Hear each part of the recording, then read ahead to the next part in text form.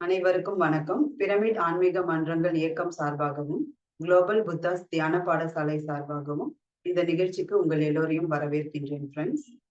இன்னைக்கு பொதுவான டிஸ்கஷன், அதாவது தியானம் பத்தி நம்மளுடைய எக்ஸ்பீரியன்ஸா இருக்கட்டும், இல்ல கொஸ்டின் ஆன்சர் இல்லாட்டி பொதுவான டிஸ்கஷன் தான் இன்னைய செஷன்ல பார்க்க போறோம். ஃப்ரெண்ட்ஸ், உங்களுக்கு ஏதாவது எக்ஸ்பீரியன்ஸோ இல்ல கொஸ்டினோ இருந்ததுன்னா நீங்க கேட்கலாம், அன்மியூட் பண்ணிட்டு. வணக்கம் மேம். வணக்கம் சஹானா மேம். மேம், எனக்கு ஒரு கேள்வி.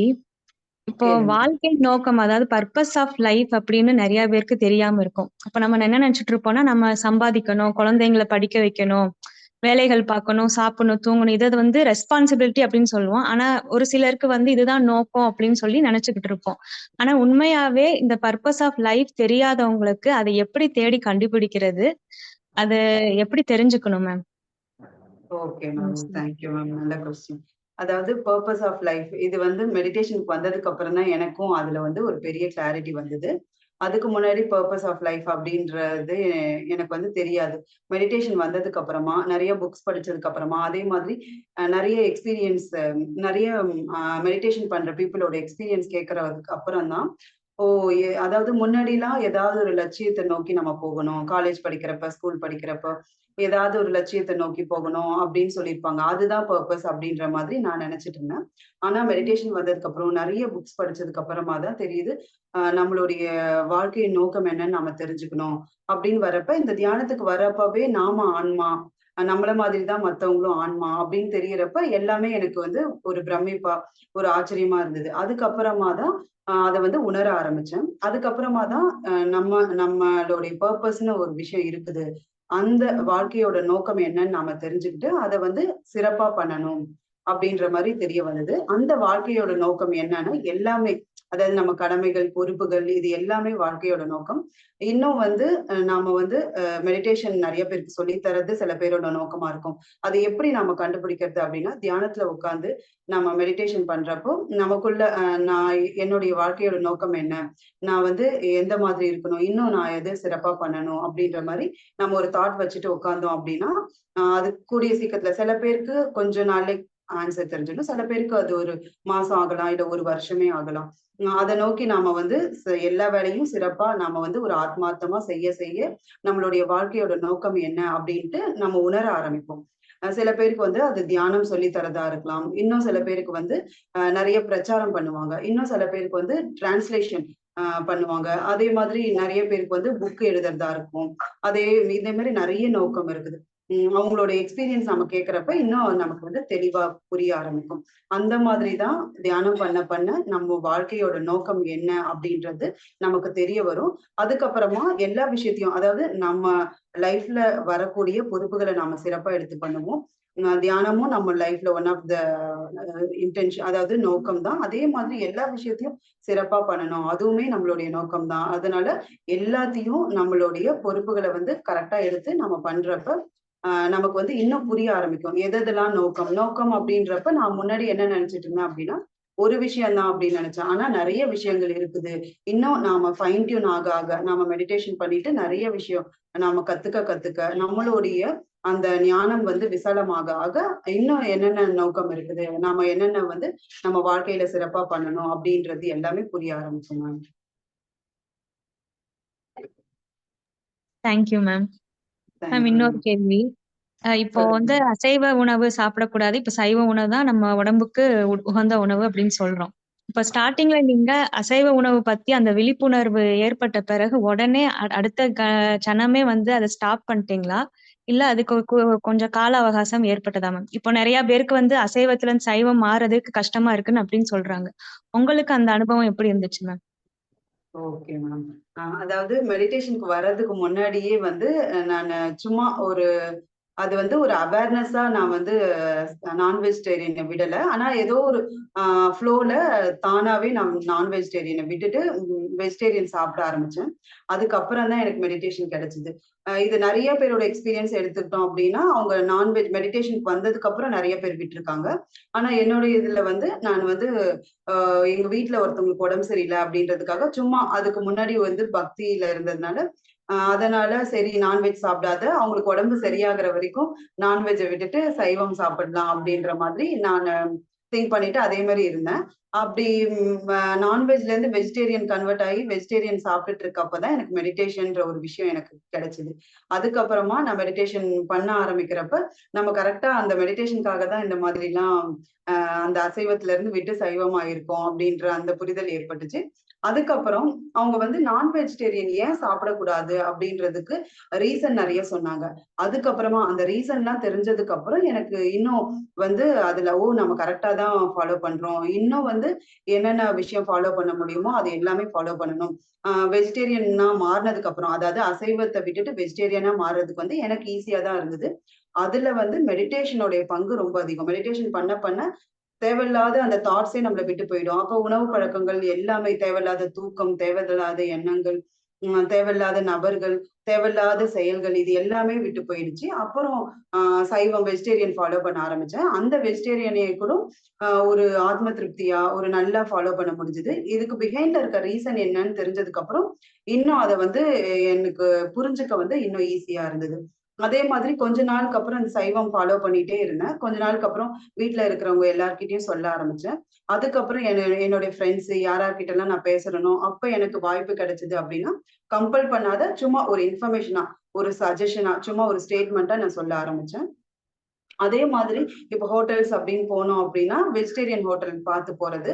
அதே மாதிரி வெஜிடேரியன் ஹோட்டலுக்கு போய் அவங்களையும் அதாவது இந்த அளவுக்கு வெஜிடேரியன் பியூர் வெஜிடேரியனா போடுறீங்க பரவாயில்லன்னு சொல்லி அவங்க ஃபீட்பேக் கேட்டாலும் எழுதுறது. அதே மாதிரி அவங்களையும் பாராட்டிட்டு வர்றது. ஏன்னா அந்த நன்றின்றது எப்போதும் நம்ம இதுல இருக்கணும்.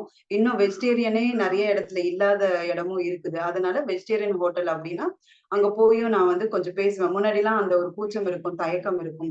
இப்ப பேக்கரிக்கு போனாலே, அங்க வந்து ஒரு பேக்கரி எங்க வீட்டுக்கு பக்கத்துல கிட்ட ஒரு பேக்கரி இருக்கு. அங்க வந்து எக்கே போட மாட்டாங்க. அப்ப போய் நான் அந்த பேக்கரியில கேக் வாங்கிட்டு, அப்ப வந்து அவங்கள்ட்ட பரவால்ல, நீங்க மட்டும் தான் இந்த அளவுக்கு வெஜிடேரியன் கேக்ல வந்து எக் போடாத இதுக்காக செய்றீங்க. இல்ல வேற இடத்துலனா, நாங்க இதுக்காக தனியா ஆர்டர் பண்ணி வெயிட் பண்ணி வாங்குற மாதிரி இருக்கும். அப்டின்ட்டு நான் இப்பலாம் வந்து ஓப்பனா பாராட்டுறது. இன்னொன்னு வந்து என்ன அப்டின்னா, சவுகார்பேட் ஒரு தடவ போறப்ப, அங்க ஒரு வெஜிடேரியன் ஹோட்டல் இருந்தது. அத தேடி கண்டுபிடிச்சு எல்லா பர்ச்சேஸ் முடிச்சுட்டு, அந்த வெஜிடேரியன் ஹோட்டல்ல போய் சாப்ட்டோம். அங்க மெனு கார்ட பார்த்த உடனே எனக்கு ரொம்ப ஹேப்பியா இருந்தது. ஏன் அப்டின்னா, மெனு கார்ட்ல வெஜிடேரியன் ஃபுட் எல்லாம் இருந்தது. கீழ வந்து பி எ வெஜிடேரியன், பி எ புத்தா அப்படின்னு போட்டு புத்தரோட அந்த இது போட்டிருந்தாங்க. இப்ப நம்மளுடைய மெடிடேஷன்ல வந்து சிம்பிளா இல்ல புக்ல வந்து நம்ம பார்த்திருக்கோம்ல. Be a vegetarian, be a புத்தான்னு. அத பார்த்த உடனே எனக்கு ரொம்ப ஹேப்பியா இருந்தது. அதுக்கப்புறமா அவங்க ஃபீட்பேக் எழுதுறப்ப, நாங்க எப்போதுமே இந்த ஹோட்டலுக்கு வருவோம். இங்க வந்தோம் அப்படின்னா வருவோம். அதே மாதிரி இந்த அளவுக்கு வெஜிடேரியனிசம் கொண்டு வரீங்க.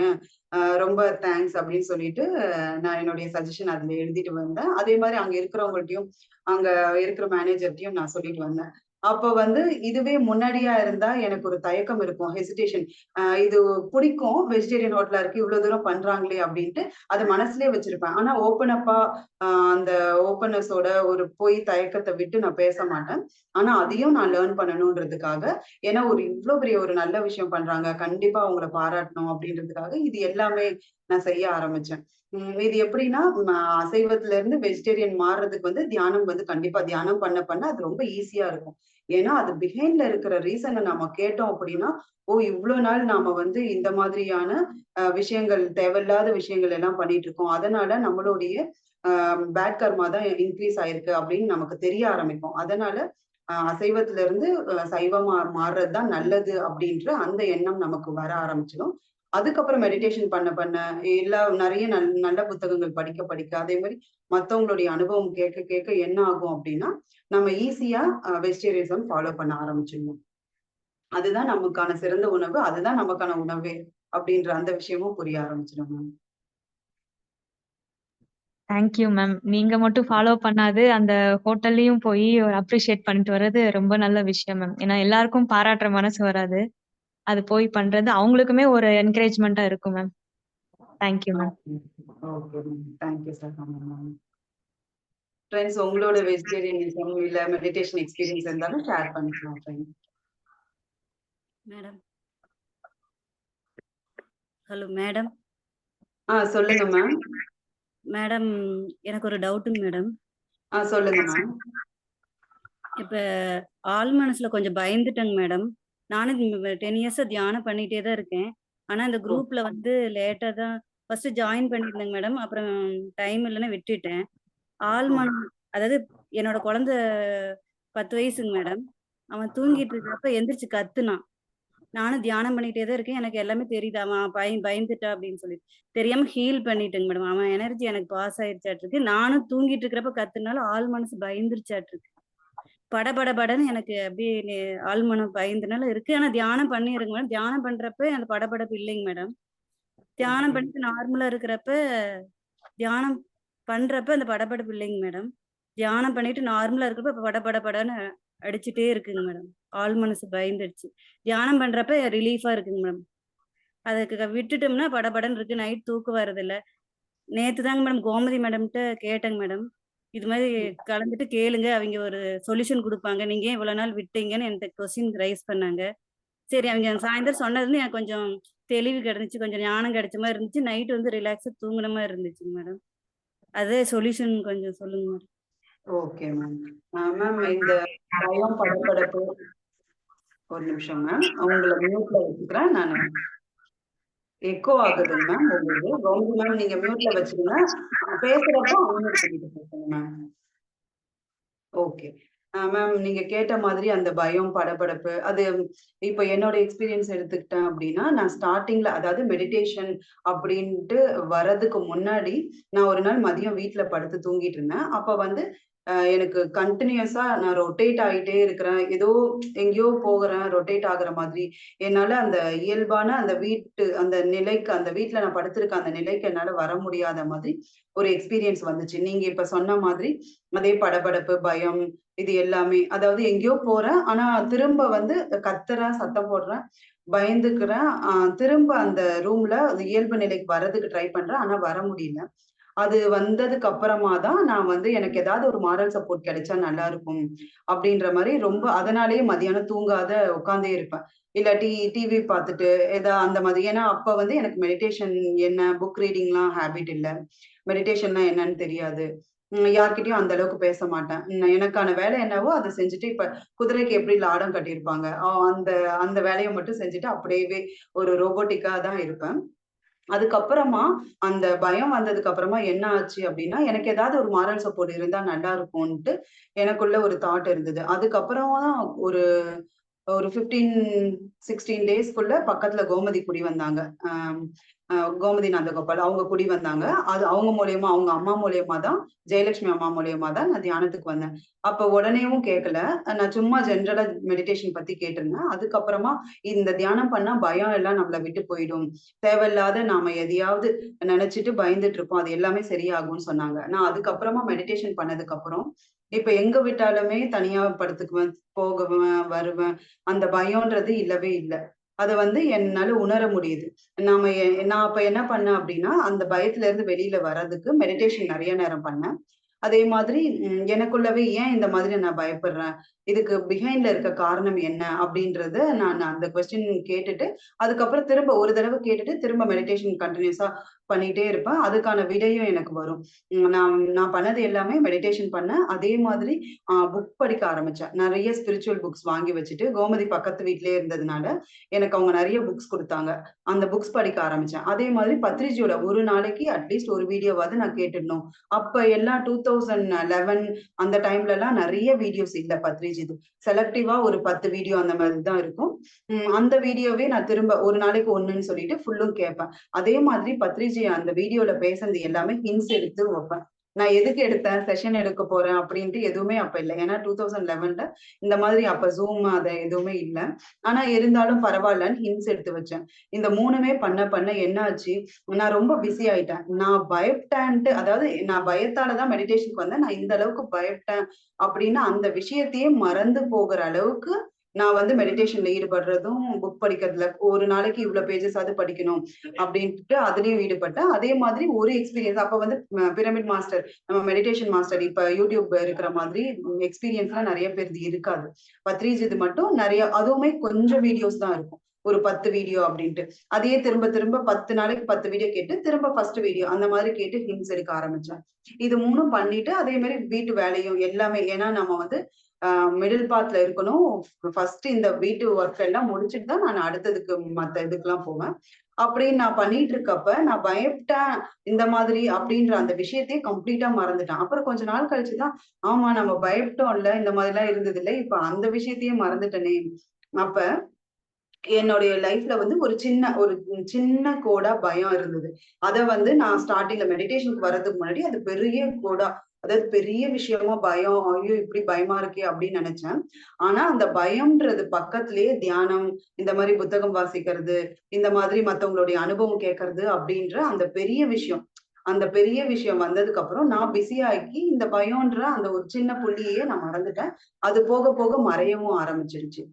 அதே மாதிரி நீங்களுமே இது எல்லாமே ட்ரை பண்றப்ப, இது நான் மட்டும் இல்ல, எல்லாருமே நம்ம எக்ஸ்பீரியன்ஸ் கேட்டோம், மெடிடேஷன் பண்றவங்களோட எக்ஸ்பீரியன்ஸ் கேட்டோம்னா, அவ்ளோ கிளாரிட்டி வரும். அதனால இது 3த்தையும் நீங்க பண்ண பண்ண கண்டிப்பா நமக்கான ரிசல்ட் நமக்கே தெரியும். இது மட்டும் இல்லாத என்ன அப்டின்னா, அதாவது இந்த 3 விஷயத்தையும் நான் பண்ணிட்டு எல்லாமே பண்ண ஆரம்பிச்சேன். அது மட்டும் இல்லாத, நான் ஒரு புக்ல படிச்சது என்ன அப்டின்னா, அதாவது இப்போ எக்ஸாம்பிள்க்கு நான் வந்து இந்த ஜென்மத்துல, அதாவது இந்த ஜென்மத்துல மதிவதனியா நான் பிறப்பெடுத்திருக்கேன். இந்த ஜென்மத்துல வந்து ஒரு விஷயத்துக்காக நான் பயப்படுறேன்.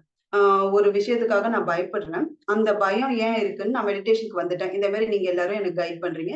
மெடிடேஷன் எப்படி பண்றதுன்னு சொல்றீங்க. நானு வந்து மெடிடேஷன் பண்றேன். அப்ப மெடிடேஷன் பண்றப்ப, எனக்குள்ள வந்து நம்ம ரொம்ப வறுமையில இருக்கோம். அ நம்ம வந்து எப்ப வேணாலும் எது வேணாலும் நடக்கும் அப்படின்ற மாதிரி இந்த 2 பயமும் எனக்குள்ள இருக்கு. ஏன் நாம வந்து இது ரொம்ப பயப்படுறோம் அப்படின்னு நினைச்சு உட்கார்ந்து மெடிடேஷன் பண்றப்ப, நான் வறுமையில இருக்கேன். அதனால நான் பயப்படுறேன் அப்படின்ற மாதிரி எனக்கு தெரியும். ஆனா இதுக்கு பிஹைண்ட்ல இருக்க ரீசன் என்ன? இந்த பயம் எதனால எனக்கு வந்தது? அதனுடைய அந்த ரூட் காஸ் என்ன அப்படின்ட்டு நான் உட்கார்ந்து மெடிடேஷன் பண்றப்ப, என்னுடைய பாஸ்ட் லைஃப் எனக்கு தெரிய ஆரம்பிக்குது. ஒரு எக்ஸாம்பிள்க்கு இது சொல்றேன். ஆ முன் ஜென்மத்துல நான் என்ன பண்ணியிருக்கேன் அப்படின்றது வந்து எனக்கு ஒரு விஷனாவோ, இல்ல ஒரு மெசேஜாவோ எனக்கு வந்து வருது. அந்த முன் ஜென்மத்துல நான் என்ன பண்ணியிருக்கேன் அப்படின்னா, ஏதோ ஒரு போர் நடக்குது. அப்ப போர்ல வந்து பற்றாக்குறை ஏற்படுது. அப்ப வந்து நான் ரொம்ப வசதியா, நல்லா ஹைஃபையா, ரொம்ப லக்ஸூரியஸா, ரொம்ப ஆடம்பரமா, ரொம்ப வசதியா இருக்கிறேன். அப்ப போர் நடக்கிறப்ப எல்லா மக்களும் பேசிக்கிறாங்க. இந்த போர் வந்துடுச்சு அப்படின்னா, நமக்கு எல்லாருக்கும் சாப்பாட்டுக்கே வறுமை ஆயிடும். பட்னியா கிடப்போம் அப்படின்ட்டு எல்லாரும் பேசிக்கிறாங்க. அத நான் என்ன பண்றேன், இப்ப தியானம் தெரியறதுனால சத்தியம் எது, அசத்தியம் எதுன்னு நான் பிரிச்சு பார்க்கிறேன். ஆனா அதுவே தியானம் தெரியலன்னா, மத்தவங்க சொல்றது உண்மை. அப்படி ஆயிடுமோ, இப்படி ஆயிடுமோன்னு நான் பயந்துக்குவேன்ல. அதே மாதிரி தான் முன் ஜென்மத்துல வந்து, ஓ! அப்ப வந்து போர் நடக்குது. நமக்கு வந்து சாப்பிடறதுக்கு உணவே இருக்காது. நம்ம ஃபேமிலிக்குலாம் இருக்காது. என்ன பண்றதுன்னு அந்த பயத்திலேயே என்ன பண்ண ஆரம்பிக்கிறேன், நான் திருட ஆரம்பிக்கிறேன். மத்தவங்க வீட்ல, ஃப்ரெண்ட்ஸ் வீட்ல இருந்து அரிசி, பருப்பு எல்லாம் திருடி வச்சு, நான் வந்து ஸ்டாக் பண்ணி, நெறைய ஸ்டோர் பண்ணி திருடி வச்சிடுறேன். அப்புறம் போர் நடக்குது. அது வந்து அதுக்கப்புறம் அந்த ஜென்மம் முடிஞ்சுது. அடுத்த ஜென்மத்துல நான் இப்ப மதிவதனியா பிறப்பெடுக்கிறப்ப, எனக்கு வறுமை இருக்குது. அதே மாரி பயம் இருக்குது. இது எதனால அப்படின்னு பார்க்கிறப்ப, நான் தப்பான ஒரு பிலீஃப் சிஸ்டத்துல, அதாவது தப்பான ஒரு நம்பிக்கைய ஃபாலோ பண்ணிட்டு, ஆ அதன் மூலியமா நெறைய செயல்கள், அதுதான் உண்மைன்னு நெனச்சுட்டு, இப்போ பற்றாக்குறை ஏற்பட்டுரும். அதனால நாம என்ன பண்றதுன்ட்டு, நான் போய் திருட ஆரம்பிச்சிருக்கேன். அப்ப அதற்கான விளைவ வந்து நான் அடுத்த ஜென்மத்துல, இந்த ஜென்மத்துல நான் தப்பான பிலீஃப் சிஸ்டத்த நம்புனதுனால பயம் ஏற்பட்டிருக்கு. அதனால திருட ஆரம்பிச்சிருக்கேன். அதுக்கு பனிஷ்மென்ட்டா தான் எனக்கு வந்து முன் ஜென்மத்துல நானு நெறைய மத்தவங்களுடைய பொருள அபகரிச்சுட்டேன். அதனால நான் வறுமையில இருக்கணுன்ற மாதிரி நான் என்னுடைய லெசன டிசைன் பண்ணிட்டு வந்திருக்கேன். யாருமே இதுல வந்து நீ இந்த மாதிரி இருக்கணும்னு சொல்லல. நானா இந்த மாதிரி வறுமைய நான் ஏற்படுத்திக்கிட்டேன். ஏன்னா, நான் ஏற்கனவே திருடி இருக்கிறதுனால, அவங்களோட வலி வேதனைய நான் அனுபவிச்சாகணும். அதனால நான் வந்து ஏழ்மையான குடும்பத்துல, பற்றாக்குறை இருக்கிற குடும்பத்துல பிறப்பெடுக்கிறேன். இன்னொன்னு அந்த பயமும் என்கிட்டயே இருக்கு. ஏன்னா, அது ஆன்ம ரீதியா ஒரு பிலீஃப் சிஸ்டம்னால நமக்கு பயம் ஏற்பட்டுருச்சு. அது வந்து நானா அத சரி பண்ணா தான் உண்டு. அதனால எனக்கு பயம் ஏற்பட்டுச்சு. அப்ப இந்த ஜென்மத்துல நான் என்ன பண்றேன், நான் தியானம் பண்றேன். ஆனா வந்து, இதுக்கு ரூட் காஸ் என்னன்னு தெரிஞ்சுக்காதவே எனக்குள்ள பயம் இருக்குது. நான் ஏழையா இருக்கிறேன். என்ன பண்றதுன்னு தெரியலையே, பயம் எப்படி போறதுன்னு தெரியலையே அப்படின்னு நான் அதிலேயே இருக்கிறேன். ஆனா, இன்னும் அதிகப்படியா நாம இந்த 3 விஷயத்தையும் தெரிஞ்சுக்கிட்டு, நல்ல டீப்பா நமக்குள்ள மெடிடேஷன் பண்ணி, பாக்குறப்ப அந்த பாஸ்ட் லைஃப் அப்படின்ற அந்த விஷயம் எனக்கு தெரிய ஆரம்பிக்கும். ஓ! இந்த மாதிரி தப்பான நம்பிக்கையால நாமளே நமக்குள்ள நெறைய விஷயத்த உண்டு பண்ணிக்கிட்டோம். அப்ப அத சரி பண்ணணும். என்ன பண்ணணும் அப்படின்னா, இப்ப ஒரு மோர்ல அதிகமா உப்பு போட்டுட்டோம் அப்படின்னா, நம்ம மறுபடியும் தண்ணி ஊத்தி தான் ஆகணும். இல்லாட்டி அத குடிக்க முடியாது. இன்னும் கொஞ்சம் மோரோ, தண்ணியோ ஆட் பண்ணி டைல்யூட் பண்ணணும். அதே மாதிரி நமக்குள்ள பயம் இருக்கு, பொறாமை இருக்கு, தேவையில்லாத நோய்கள் இருக்கு, தேவையில்லாத எண்ணங்கள் இருக்கு அப்படின்னா, நாம என்ன பண்ணணும்னா, அதிகப்படியா நாம தியானம் பண்ணி, நெறைய ஆன்மீக விஷயங்கள நாம கேட்டு தெரிஞ்சுக்கிட்டு, அதே மாதிரி மத்தவங்களுடைய அனுபவத்தையும் எடுத்துக்கிட்டு, நாம நம்மளுடைய லைஃப்ல அத ஃபாலோ பண்ணோம் அப்படின்னா, கண்டிப்பா அந்த ஞானம் அப்படின்ற விஷயம் வந்து, அந்த கர்ம வினைய கண்டிப்பா போக்கிடும். இப்ப எப்படி உப்ப வந்து தண்ணி ஊத்தி, மோர் ஊத்தி நாம வந்து டைல்யூட் பண்றோமோ, அதே மாதிரி நாம சின்சியரா செய்யற எஃபோர்ட் வந்து கண்டிப்பா நமக்கான பலன குடுக்கும். இதுதான் மேம் என்னோட எக்ஸ்பீரியன்ஸ். இது புரிஞ்சுதாங்க மேம்? Thank you madam. நான் தியானம் பண்ணுவேங்க மேடம். மத்தவங்க ஸ்பீச்லாம் கேட்பேங்க மேடம். ஆனா ஓ புக் ரீடிங் மட்டும் தான் இன்னும் பண்றது இல்லைங்க மேடம். இனிமே புக் ரீடிங்கும் பண்ணிடுறேங்க மேடம். Okay, okay ma'am. பிடிஎஃப்ல கூட நெறைய புக் இருக்குங்க மேம். நீங்க வந்து குளோபல் புத்தாஸ்ல இருக்கீங்களா மேம்? இன்னும் இல்லைங்க மேடம். நான் இந்த அகம் பிரம்மாஸ்மி குரூப்ல தாங்க மேடம் இருக்கேன். இன்னும் ரீடிங் குரூப்ல இல்லைங்க மேடம். இனிமே ஜாயின் பண்ணி படிச்சுக்கிறேங்க மேடம். Okay, okay. இப்ப குளோபல் புத்தாஸ் லிங்க் அனுப்பியிருக்கேன். அகம் பிரம்மாஸ்மி, குளோபல் புத்தாஸ் 2ம் கிட்டத்தட்ட ஒரே இதுதான் ஃபார்வர்ட் பண்றேன். புக்கும் ரீட் பண்ண ஆரம்பிச்சுருங்க. பிடிஎஃப்லயும் இருக்கு. சரிங்க மேடம். புக் மட்டும் தாங்க படிக்க மாட்டேன். ஸ்பீச் எல்லாம் நெறைய கேட்பேங்க மேம். ஆன்மீக ஸ்பீச் தான் எனக்கு ரொம்ப பிடிக்கும். அத கேட்பேன். தியானமும் நெறைய பண்ணுவேங்க மேடம். புக் மட்டும் தான் படிக்கிறது இல்லைங்க மேடம். அந்த என் பையன் கத்துனது அந்த பயம், படபடப்பு நீங்களே ஆனா ஒரு கிளாரிட்டி கிடைச்சு நம்ம கர்மால இருக்கு அப்படின்னு எனக்கு நேத்து மேடம் பேசுனது புரிஞ்சிருச்சுங்க மேடம். நம்ம ஆன்மால கர்மா இருக்கனால தான் இவ்ளோ பயந்துருக்கோம். இப்ப வந்து தியானம் அதிகமா பண்ணணும். ஹெல்ப் பண்ணணும் மத்தவங்களுக்கு. அது எல்லாமே எனக்கு புரியுதுங்க madam. Okay thank you. Ma'am. புரிஞ்சிருச்சு. புக் ரீட் பண்ணா ஓரளவுக்கு கண்ட்ரோல் ஆயிருங்க மேடம். பிஸியா வச்சுக்கணுங்க மேடம். ஸ்பிரிச்சுவல் புக் ரீட் பண்றேங்க மேடம் இனிமே. Okay ma'am. Thank you ma'am. Thank யூங்க madam. Thank you ma'am. Friends வேற யாராவது உங்க எக்ஸ்பீரியன்ஸ் இருந்தா கூட ஷேர் பண்ணலாம். இன்னும் வந்து அந்த பயத்துல இருந்து எப்படி நாம நம்மள விடுவிச்சுக்கிறது அப்படின்னு நம்மளோட எக்ஸ்பீரியன்ஸ் ஷேர் பண்றப்ப இன்னும் ஈஸியா இருக்கும் கோமதி மேம்க்கு.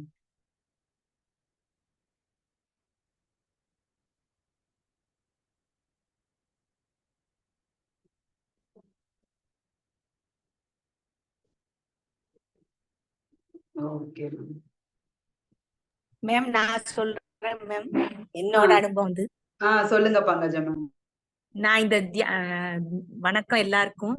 இந்த தியானத்துக்கு வந்த பிறகுதான் என்னோட பயம் அப்படிங்கிறது ரொம்ப தெளிவா போகணும். அப்படி அப்படி நம்ம தியானத்துல இருக்கதான் நம்ம எப்படி அந்த பயத்தை போக்கலாம் அப்படிங்கிற அனுபவம் எனக்கு கிடைச்சது. அதாவது எப்பயுமே வெளியே யார்கிட்டயாவது நம்ம இப்ப மீடியால வந்து இவ்வளோ இதா நீங்க மோட்டிவேட் பண்ணி நாங்க பேசுற அளவுக்கு நாங்க எங்க திறமைய வளர்த்திருக்கோம்னா அது வந்து இந்த தியானத்துக்கு வந்து அந்த பயத்தை போக்குனதுனாலதான் என்னோட அனுபவம் வந்து. அதே மாதிரி எப்படி பயம் போக்கலாம்னா நம்ம எவ்வளவு தியானம் பண்றோமோ அதுல நம்மளோட கர்மா கொஞ்சம் கழிய ஆரம்பிக்கிறது நமக்கு தெரியாமலேயே அது கர்மா கழியும் அப்படிங்கிறது என்னோட நம்பிக்கை. அதுலயேவும் நம்மளோட தியான பவர் வந்து நம்ம வீட்டுல இருக்கிறவங்களோட அந்த சோலை வந்து கொஞ்சம் நார்மலா ஒரு நல்ல வைப்ரேஷனோட நம்மள சுற்றி இருக்கிற இடத்தெல்லாம் நல்ல விதமா வைக்கிறப்பவேவும் நம்மளோட பயமும் அதோட கழிஞ்சு போயிரும் அப்படிங்கிறது என்னோட அனுபவம் ma'am. Thank you ma'am. Thank you Pankajam ma'am. Thank you ma'am. நான் என்னோட அனுபவத்தையும் வந்து ஷேர் பண்ணிக்கிறேன். பயம்ங்கிறப்ப வந்து நீங்க சொன்ன மாதிரி பாஸ்ட் லைஃப்ல நம்ம பண்ண கர்மாவோட ரிசல்ட்டா வந்து சில விஷயங்கள்ல வந்து பயம்ங்கிறது ஏற்படலாம். உதாரணத்துக்கு வந்து எனக்கு ஒரு நாள் திடீர்னுட்டு வந்து ஒரு பப்ளிக்க ஃபேஸ் பண்ணி பேசுறப்ப வந்து பயம்ன்றது வந்து வந்துச்சு. அப்போ வந்து ஆனா மெடிடேஷன் எல்லாம் பண்ணிட்டு தான் நான் அந்த இடத்துக்கு போனேன். அதுக்கப்புறம் திரும்பி வந்து நான் உட்கார்ந்து ஏன் எனக்கு இப்படி பயம் வந்ததுன்னு வந்து நான் பாக்குறப்ப வந்து பாஸ்ட் லைஃப்ல எப்பமோ வந்து நான் நான்வெஜ் சாப்பிட்டப்ப அந்த உயிருக்கு வந்து எவ்வளவு பயம்ங்கிறது ஏற்பட்டிருக்குமோ அதை அந்த இடத்துல இருந்து நான் உணர்ற மாதிரியான ஒரு ஃபீலிங்கை வந்து நான் அனுபவிச்சேன். அப்போ அது ஒரு விஷயமா எனக்கு பட்டுச்சு. அப்போ அந்த கர்மா கழியறதுக்காக வந்து அந்த பயம்ங்கிறத வந்து அனுபவிச்சாகணும் இப்ப வந்து ஒரு விஷயம் நம்ம பண்றோம்னா, அந்த விஷயம் தப்புன்னு உணரணும்னா, நம்ம அந்த விஷயத்த அனுபவிக்கிறப்பதான் வந்து நம்ம அந்த லெசன வந்து கம்ப்ளீட் பண்றோம். அப்ப அந்த லெசன நம்ம லேர்ன் பண்ணதுக்கப்புறம் திரும்ப நம்ம அந்த விஷயத்த தப்ப வந்து நம்ம பண்ண மாட்டோம். அது ஒரு விஷயம். இன்னொரு விஷயம் என்னன்னா, நம்ம சின்ன பிள்ளையில இருந்தே வந்து அந்த சொசைட்டிட்ட இருந்து நம்ம எடுத்துக்கிட்ட அந்த நெகட்டிவான விஷயங்களும் வந்து நம்ம ஆழ்மனதுல வந்து இருக்கும். அந்த விஷயங்களும் வந்து அஃபெக்ட் பண்ணும். இத வந்து நான் எப்போ ரியலைஸ் பண்ணேன்னா, இன்னைக்கு ஒருத்தங்க நெகட்டிவா பேசினா கூட அது வந்து டக்குன்னு நம்ம மைண்ட விட்டு போகாது. கொஞ்ச நேரம் நம்ம அந்த பிரெத்த அப்சர்வ் பண்ணியோ, இல்லன்னா நம்ம அந்த சத்தியத்த வந்து நம்ம மத்தவங்கட்ட இருந்து கேட்கிறப்பமோ, இல்ல புக் வாசிக்கிறப்பமோ தான் வந்து அந்த இது வந்து போகும். அப்போ வந்து நம்ம சின்ன வயசுல இருந்தே சொசைட்டிட்ட இருந்து என்னென்ன நெகட்டிவ் இன்புட்ஸ்லாம் வந்து எடுத்திருக்கோமோ, அது எல்லாத்தையும் நம்ம வந்து பேலன்ஸ் பண்ணணும்னா வந்து, நம்ம கண்டிப்பா அதுக்கும் அதிகமா வந்து நம்ம நெறைய புக்ஸ வந்து ரீட் பண்ணணும். அப்ப அந்த புக்ல உள்ள அந்த மிராக்குலஸான அந்த மகான்களோட புத்தகங்களா இருக்கட்டும், அந்த மாதிரி ஹை வைப்ரேஷன் இருக்கிற அந்த புத்தகங்கள வந்து நம்ம வாசிக்கிறப்ப, அந்த ஒவ்வொரு வார்த்தையும் வந்து நம்மளுக்குள்ள போய் ஆழ் மனதுல வந்து அந்த மாற்றத்த வந்து ஏற்படுத்தும். அதே மாரி தான் மத்தவங்களோட எக்ஸ்பீரியன்ஸ கேட்கிறப்பமும் வந்து நம்மளுக்குள்ள அது வந்து டீப்பா போய் நெறைய வேலைகள வந்து அது பண்ணும். அத வந்து நம்ம அப்படி பண்றப்பமும் வந்து நம்ம இந்த மாதிரியான பயங்கள்ல இருந்து இந்த 3 விஷயத்தையுமே பண்றப்ப தியானம், புத்தகம் வாசிக்கிறது, அதே மாதிரி வந்து மத்தவங்க அனுபவத்த கேட்கிறப்ப, அப்போ நம்ம இதுலருந்து வெளிய வரலாம். இன்னொரு விஷயம் வந்து, மத்தவங்களுக்கு நம்ம இந்த தியானத்த கொண்டு போய் சேர்க்கிறப்ப, மத்தவங்கள்ட்ட வந்து இந்த புக் ரீடிங் பத்தி சொல்றப்ப, மத்தவங்கட்ட வந்து அனுபவத்த நம்ம ஷேர் பண்றப்ப வந்து, அவங்களையும் நம்ம ரெய்ஸ் பண்றோம். அப்ப இன்னும் ஃபாஸ்டரா வந்து அந்த கர்மால இருந்தும் சரி, மத்த விஷயங்கள்ல இருந்தும் சரி, நம்ம வந்து ஈஸியா வெளிய வர முடியும் ma'am. Thank you ma'am. Thank you Aruna. Thank you. இப்ப கோமதி மேம்க்கு இன்னும் நல்லா கிளாரிட்டி வந்திருக்கும்னு நினைக்கிறேன். Yes madam. என் பையன் இன்னைக்கு உனக்கெல்லாம் பைத்தியம் முடிச்சிருக்கு அப்படின்லாம் சொல்ல ஆரம்பிச்சிட்டாங்க. அது கொஞ்சம் கஷ்டமா இருந்துச்சுங்க மேடம். அதுதான். Okay, okay. இப்ப நீங்க அன்டோல்ட் ஸ்டோரி ஆஃப் சீதா படிச்சிருந்தீங்கன்னா, அதுலயும் இருக்கும் மேம் இது. அதாவது பார்ட் 1ல எக்கோ ஆகுதுங்க மேம். ஒரு நிமிஷம். ஓகே. அன்டோல்ட் ஸ்டோரி ஆஃப் சீதால வந்து அவங்க மீனாட்சியா பிறப்பெடுத்திருப்பாங்க தீனா மரியம். அப்ப அவங்களுக்கு வந்து மேரேஜ் பண்ணி வைக்காத அவங்க அப்பா வந்து வேற ஒரு விஷயத்துக்காக அவங்களுக்கு மேரேஜ் பண்ணி வைக்க மாட்டாங்க. அது நீங்க படிச்சீங்கன்னா ஃபுல்லும் புரியும். மேரேஜ் பண்ணி வச்சா ஏதாவது அசம்பாவிதம் நடந்துடும் அப்படின்ட்டு, அ அதனால மேரேஜ் பண்ணி வைக்க மாட்டாங்க அவங்க பொண்ணு மீனாட்சிக்கு. அப்ப வந்து அவளுக்குள்ளயும் என்ன ஏற்பட்டுரும்னா, நமக்கும் மேரேஜ் ஆச்சுன்னா, ஏதாவது ஒரு அசம்பாவிதம் நடந்துரும் அப்படின்ற மாதிரி அவங்களுடைய ஆழ் மனசுல அது போய் பதிஞ்சிடும். அப்ப மீனாட்சியிலிருந்து அடுத்த ஜென்மத்துக்கு அனுசுயாவா அவங்க பிறப்பெடுப்பாங்க. அப்ப வந்து அவங்க அம்மா, அப்பா எல்லாருமே மேரேஜ் பண்றதுக்காக அவங்களுக்கு ஏற்பாடு பண்ணுவாங்க. ஆனா அந்த முன் ஜென்மத்து பயமானது, மேரேஜ் பண்ணா எனக்கு ஏதாவது ஆயிடும்னு சொல்லிட்டு அவங்களே சத்தம் போட ஆரம்பிப்பாங்க, கத்துவாங்க. அவங்க அந்த மேரேஜ் பேச்சு எடுத்தாலே ரொம்ப அ ஒரு ஒரு விதமான ஒரு பய உணர்வுக்கு போயிடுவாங்க. அதுக்கப்புறம் தான் அவங்கள வந்து சோமா கிட்ட கூப்ட்டு போய் நெறையா அதுக்கப்புறம் அந்த ஸ்டோரில வரும். அதாவது இது எதுக்கு இங்க எக்ஸாம்பிளா நான் சொல்றேன் அப்டின்னா, நம்மளுடைய முன் ஜென்மத்துல நம்ம சோல்ல வந்து ஏற்கனவே ரெஜிஸ்டர் ஆகியிருக்க அந்த விஷயத்த வந்து நாம ஹோம் ஒர்க் பண்ணி அத ஒர்க் அவுட் பண்ணா தான் அதுலருந்து நாம வெளிவர முடியும். அதுக்கு பிஹைண்ட்ல இருக்கிற ரீசன் என்ன? ஏன் இந்த மாதிரியான பயம் நமக்கு இருக்குது அப்டின்ட்டு அத கண்டுபிடிச்சு, அத வந்து ஒர்க் அவுட் பண்ணோம் அப்டின்னா, அதுலருந்து சரியாயி அதுலருந்து நம்ம வெளிய வந்துடலாம். அதுக்கு தான். நீங்க அன்டோல்ட் ஸ்டோரி ஆஃப் சீதா படிச்சீங்கன்னா, அது இன்னும் கிளாரிட்டியா புரியும் ma'am. Thank you ma'am. Thank you madam. Thank you ma'am.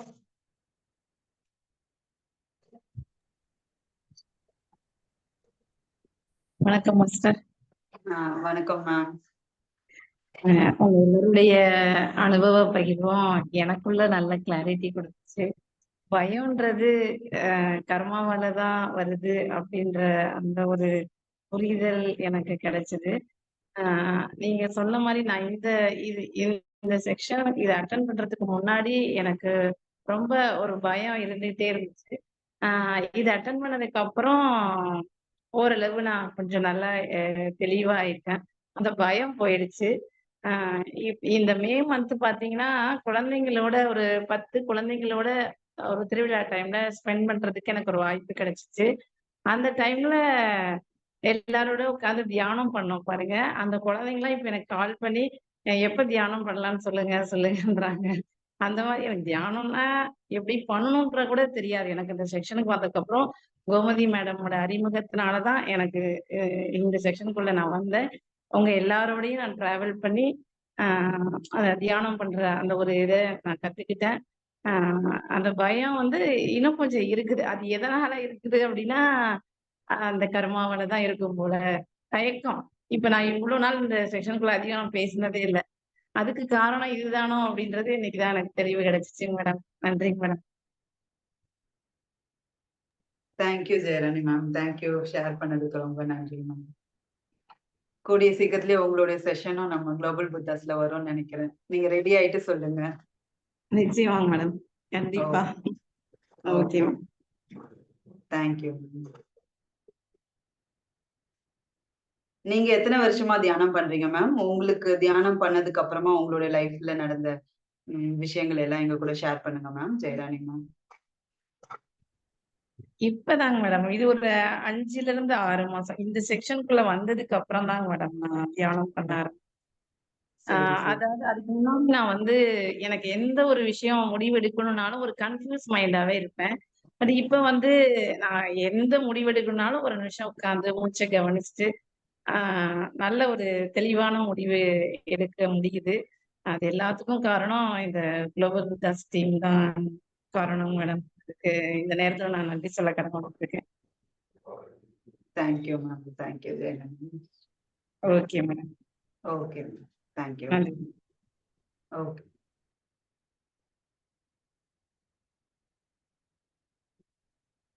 Okay friends, வேற ஏதாவது ஷேர் பண்ணுமா ஃப்ரெண்ட்ஸ்? இல்ல கொஸ்டின் இருந்தாலும் கேட்கலாம்.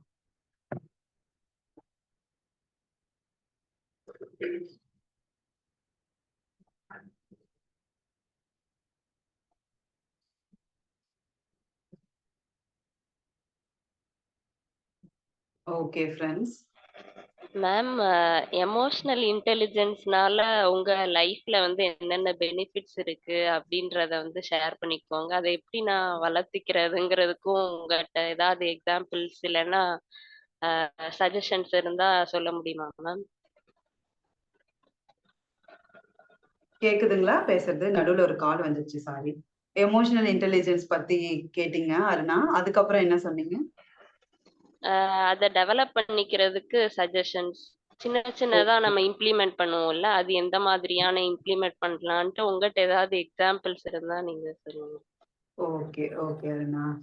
எமோஷனல் இன்டெலிஜென்ஸ் இது அதாவது ஸ்டார்டிங்ல மெடிடேஷன் வந்தப்ப எமோஷன் அப்படின்றது வந்து ரொம்ப நமக்கு முக்கியமான, அதாவது நான் வந்து என்ன நினைச்சுக்கிட்டேன் அப்படின்னா, நம்ம நிறைய இடத்துல நாம வந்து ரொம்ப எக்ஸ்பிரஸ் பண்ணக்கூடாது அப்படின்ற மாதிரி எனக்கு ஒரு தாட் இருந்தது. ஆனா பத்ரிஜியோட ஸ்பீச் கேட்கறப்ப, அப்புறம் வந்து மெடிடேஷன் குரூப் மெடிடேஷன் கிளாஸ் போறப்பதான் நம்ம எதுவுமே சப்ரஸ் பண்ணக்கூடாது. எந்த இடத்துல பேசணுமோ அந்த இடத்துல பேசிடணும். அதே மாதிரி நமக்கு ஏதாவது ஒரு கோவம் வந்தாலோ இல்ல அழுக வந்தாலோ அதெல்லாம் ரொம்ப சப்ரஸ் பண்ண நமக்குள்ள அது என்ன ஆகும் அப்படின்னா அது ஒரு பிளாக்கேஜா இருக்கும், டிசீஸ் மாதிரி ஆயிடும் அப்படின்றத நான் கேள்விப்பட்டேன்.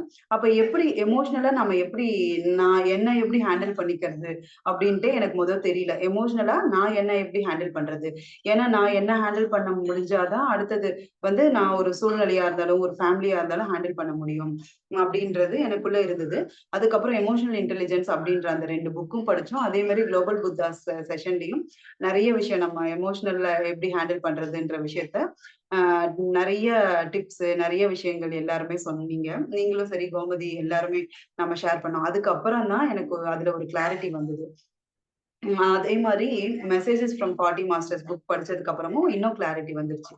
அதாவது எமோஷன் அப்படின்ற அந்த அதுவும் ஒரு எனர்ஜி நமக்கு தேவைதான். எமோஷன் இல்லாத லைஃபே இல்ல அப்படின்ற அந்த விஷயத்த புரிஞ்சுக்கிட்டேன்.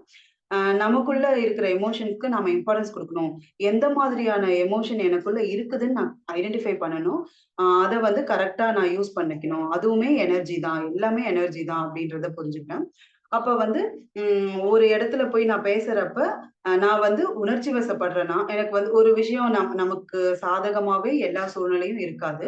அப்ப ஒரு சிச்சுவேஷன ஹேண்டில் பண்றப்ப என்ன ஆகும் அப்டின்னா, அந்த இடத்துல வந்து எனக்கு ரொம்ப கோவம் வருதோ, இல்ல ஒரு மாதிரி ரொம்ப இரிட்டேட் ஆகுறேன் அப்டின்னா, நான் வந்து உணர்ச்சி வசப்பட்டுட்டேன் அப்டின்னா, அங்க வந்து எந்த விதமான யூஸுமே இல்ல. நாம உணர்ச்சிய ஹேண்டில் பண்ணணும். ரொம்ப உணர்ச்சி வசமும் படக்கூடாது. அதே மாரி சப்ரஸ் பண்ணவும் கூடாது.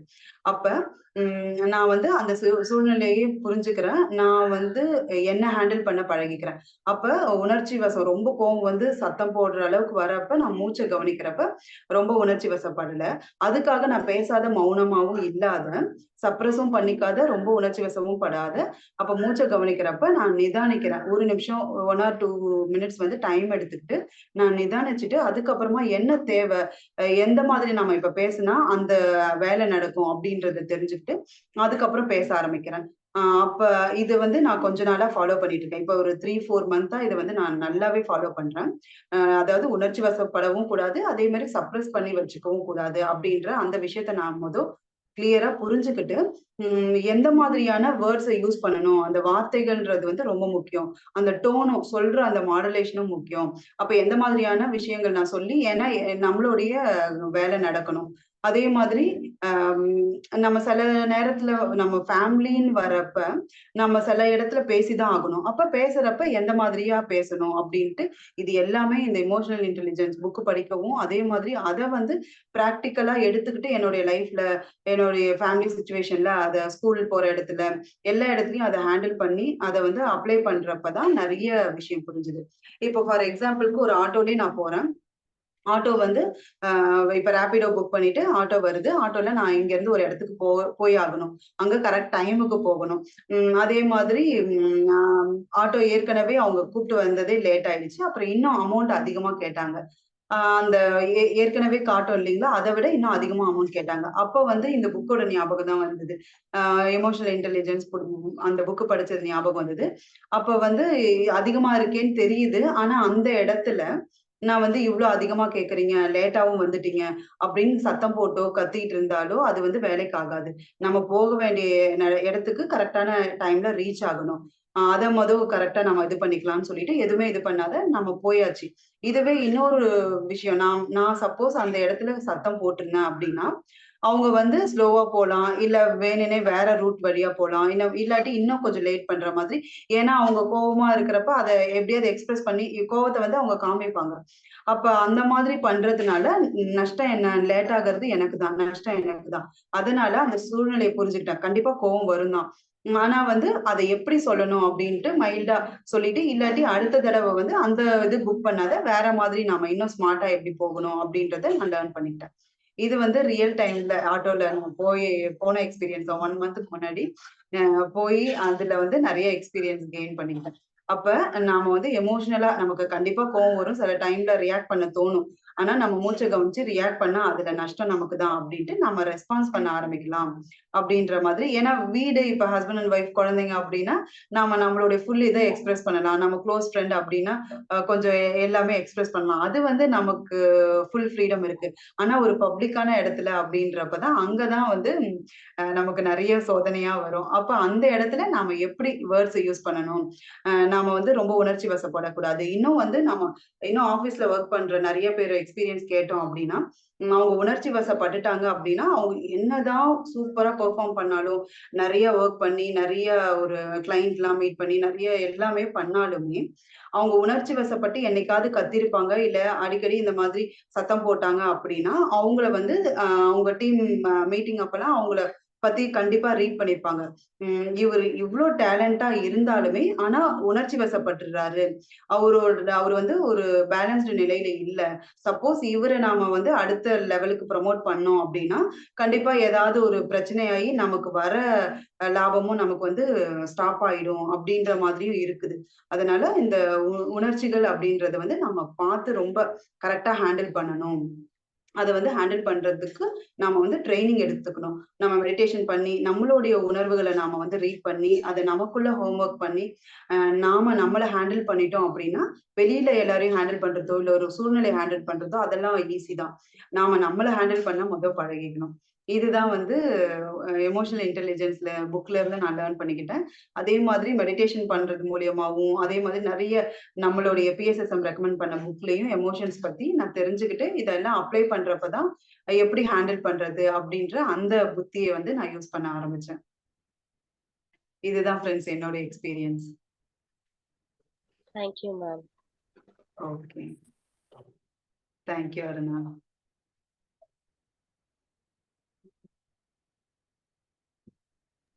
இன்னைக்கு ஓகே எனக்குள்ள ஒரு புரிதல் வந்து ஏற்பட்டுச்சு மேம். அதை நான் ஷேர் பண்ணணும்னு நினைக்கிறேன். ஷேர் பண்ணுங்க. ஈகோ பத்தி வந்து எனக்கு சில டவுட்ஸ் அப்படிலாம் இருந்துச்சு. எனக்கும் கூட சில நேரங்கள்ல சின்ன சின்னதா அது ரைஸ் ஆகி அத ஃபால் ஆகுறத வந்து நான் பார்த்தேன். அப்போ வந்து எந்தெந்த இடத்துல எல்லாம் வந்து எனக்கு அது இதாகுது அப்படின்ட்டு நான் அதை நோட் பண்றப்ப வந்து சில நேரம் புக் வாசிக்கிறப்ப கூட வந்து நம்மளுக்கு அந்த விஷயத்துலயும் வந்து நான் நிறைய வாசிக்கிறேங்கிற அந்த இடத்துலயும் வந்து ரைஸ் ஆகுறத வந்து நான் பார்த்தேன். அப்போ வந்து ஒரு இந்த ரீடிங் சேலஞ்ச் குரூப்ல வந்து ஒரு புக்கு போட்டிருந்தாங்க. அப்போ வந்து யூஸ்வலா நம்மளுக்குள்ள ஒரு மித்துன்றது இருக்கும். ஸ்பிரிச்சுவலா இருக்கிற புக்ஸ் மட்டும்தான் வாசிக்கணும். இப்போ வந்து நிறைய புக்ஸ் வருது.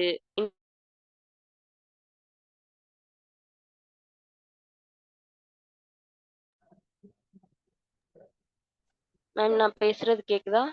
இப்போ கேக்குது. முன்னாடி மியூட் ஆயிட்டீங்க. புக் ரீடிங் சேலஞ்ச்ல இருந்து அப்படியே சொல்லுங்க அருணா. ஸ்பிரிச்சுவல் புக்ஸ் மட்டும்தான் வாசிக்கணுன்ற மாதிரியான ஒரு மித்துன்றது இருந்துச்சு. அப்ப வந்து அந்த ரீடிங் சேலஞ்ச் குரூப்ல வந்து பெஸ்ட் செல்லர் புக் எல்லாம் போட்டப்ப வந்து நான் அதை வாசிக்க தான் வந்து நம்ம வந்து அதுல மட்டும்தான் வந்து அந்த ஞானம் இருக்குன்ற அந்த ஒரு புரிதல்ல வந்து நம்ம வச்சிருந்தோம். எல்லா புக்ஸ்லயுமே வந்து ஏதாவது ஒரு ஞானம் கத்துக்கலான்ற அந்த ஒரு தெளிவு வந்து எனக்குள்ள ஏற்பட்டுச்சு. அதே மாதிரி பத்ரிஜி வீடியோலயும் அவர் வந்து சொல்லியிருந்தாரு, ஞானம் வந்து எங்க இருந்து வரும்னே நம்மளுக்கு தெரியாது. ஒரு பஸ்ல போயிட்டு இருந்தா அந்த டிரைவர்கிட்ட இருந்து கூட வந்து நம்ம அந்த ஞானத்தை வந்து கத்துக்கலாம் அப்படின்ற மாதிரியான அந்த விஷயம் வந்து எனக்குள்ள ஒரு தெளிவை ஏற்படுத்துச்சு. அதே மாதிரி வந்து இப்போ நம்ம ஏதாவது ஒரு விஷயத்துல பேசுறோம்னா நம்ம மத்தவங்ககிட்ட இருந்து நம்ம அந்த கமெண்ட்ஸை ரிசீவ் பண்றதுக்கும் ஓப்பன்னஸோட இருக்கணும்ன்றதையும் வந்து நான் கத்துக்கிட்டேன். ஏன்னா நம்ம வந்து நம்மளை பாக்குறத விட மத்தவங்ககிட்ட இருந்து நம்ம எப்படி இருக்கோம், என்ன விஷயங்களை சேஞ்ச் பண்ணிக்கலான்ற அந்த விஷயத்த கத்துக்கிறப்ப வந்து நம்மளோட growthங்கிறது வந்து இன்னும் கொஞ்சம் ஃபாஸ்டரா இருக்கும் அப்படின்ற புரிதலும் வந்து எனக்கு ஏற்பட்டுச்சு மேம் இன்னைக்கு. அதாவது என்னன்னா, நம்மளோட அனுபவத்துல 1% நம்ம கத்துக்கிறோம்னா, மத்தவங்கட்ட இருந்து ஒவ்வொரு ஆள்ட்ட இருந்தும் நம்ம கத்துக்கிறப்ப வந்து இன்னும் 99% எக்ஸ்ட்ராவான அந்த குரோத்த வந்து நம்மளால அவங்க மூலியமா அடைய முடியும் அப்படின்ற அந்த விஷயத்த வந்து நான் லேர்ன் பண்ணிக்கிட்டேன். Okay Aruna, super. நல்லா புரிஞ்சுது. ரொம்ப நல்ல டிப்ஸ் எங்களுக்கு. ஆமா, அனுபவம் கேட்கறது மூலியமா நிறைய விஷயத்த நம்ம கத்துக்கிறோம். தேங்க்யூ அருணா. ஓகே ஃப்ரெண்ட்ஸ், வேற யாராவது ஏதாவது ஷேர் பண்றீங்களா ஃப்ரெண்ட்ஸ்?